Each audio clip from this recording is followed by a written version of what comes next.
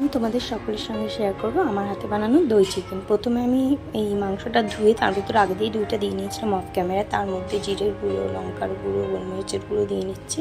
তারপর ম্যারিনেট করে আমি 1 ঘন্টার জন্য রেখে দেবো।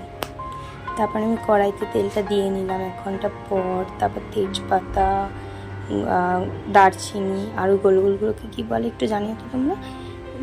আর তার মধ্যে আমি কাটা পেঁয়াজ আর কাটা টমেটো দিয়ে নিলাম। তার মধ্যে আমি আদার পেস্ট, রসুনের পেস্ট দিয়ে ভালো করে এটাকে নাড়িয়ে নিচ্ছি, একটু কষবে জিনিসটা।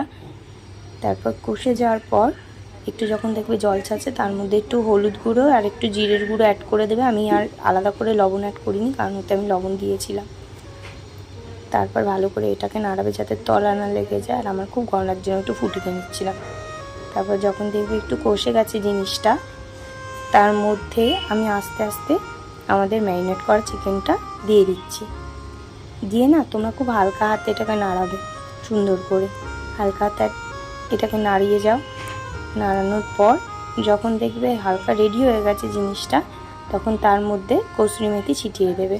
কসুরি মেথি আর এটাকে চাপা দিয়ে দিয়ে করবে, ঠিক আছে? কসুরি মেথিতে খুব দারুণ গন্ধ বেরোয় যখন এই জিনিসটা। তারপরে আবার আমি একটু ঢাকা দিয়ে দিচ্ছি এতে গন্ধটা বেরোয়। আর একটুখানি 2 মিনিটের জন্য রেখে আমাদের চিকেন রেডি। রেসিপিটা ভালো লাগলে লাইক, শেয়ার, কমেন্ট, সাবস্ক্রাইব করো। আর নিজেরাও বানিয়ে কমেন্টে আমাকে জানিও কেমন হয়েছে। বাই।